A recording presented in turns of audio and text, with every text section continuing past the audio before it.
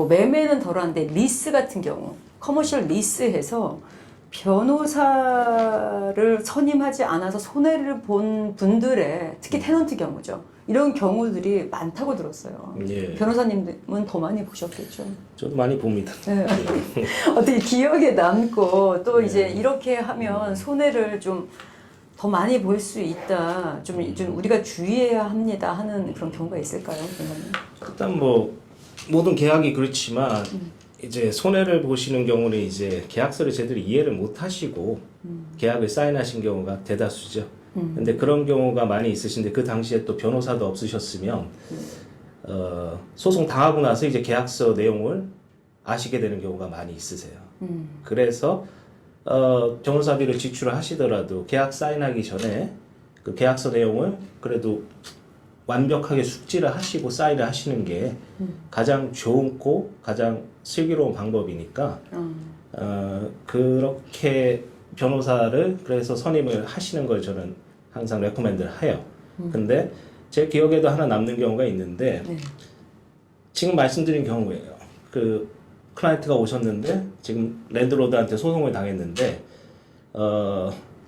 자기는 이렇게 리즈를 이해하고 사인했는데 랜드로드는 아니라 그런다. 저한테 계약서를 주시면서 그게 맞냐? 이걸 소송이 당하고 나신 다음에 물어보시는 경우가 있었어요. 근데 이분도 그때 당시에 변호사를 선임을 안 하셨어요. 근데 문제는 상대방이었던 랜드로드는 변호사가 있었어요.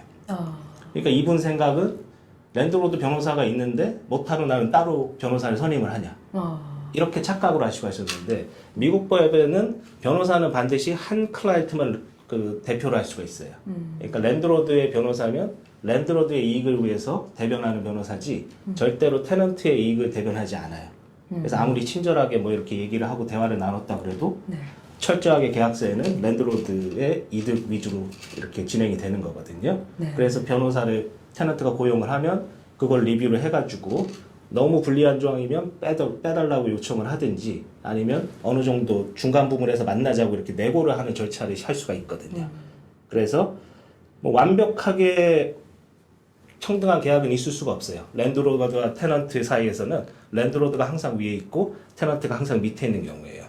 그렇지만 그래도 나중에 최악의 경우에는 어떤 정도의 그 수준의 데미지를 입을 수 있는지 그런 건 다 숙지를 해야지 나중에 이렇게 일이 터졌을 때 그래도 당황하지 않으시고 법적인 절차를 거쳐서 원만하게 해결할 수 있는 실마리가 있을 수가 있거든요. 근데 저희 뭐 누구라고 말씀을 안 드릴 수가 없지만은 뭐 한 분 하셔도 돼요. 네. 기억에 남는 분은 이제 그냥 사인하셨어요. 왜냐하면 이제 비즈니스를 빨리 시작해야 된다. 급한 마음에 그냥 랜드로드가 그냥 이거 일반적으로 다 사인하는 겁니다. 이 말만 믿고 그냥 사인하셨는데 나중에 보니까 계약을 위반했을 경우에는 랜드로드 소송비까지 다 물어주게 돼 있었어요.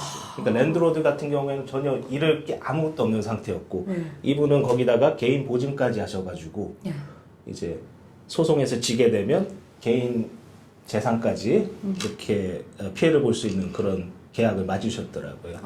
그래서 이런 경우에는 이제 우리가 이제 법적으로 그 당시에 너무 시간이 촉박했고 우리 클라이언트는 변호사 선임을 안 했고 뭐 이런 식으로 법원에다가 우리가 탄원을 해서 결국은 이렇게 합의를 봤는데 그 합의 보는 시간도 길었고 아무래도 비용도 많이 들었고요. 그렇죠. 왜냐면 소송의 변호사님을 또 그렇죠. 하여하셨을 거니까. 그래서 차라리 좀 아쉬운 게 그분이 그 스스로 합의하시고 나서 나중에 말씀하신 게 이 변호사비 나간 거에 10분의 1만 써가지고 그 리즈 사인하기 전에 그 변호사 조언을 받았으면 됐을 뻔 막 그런 후회를 좀 하신 적이 있으세요.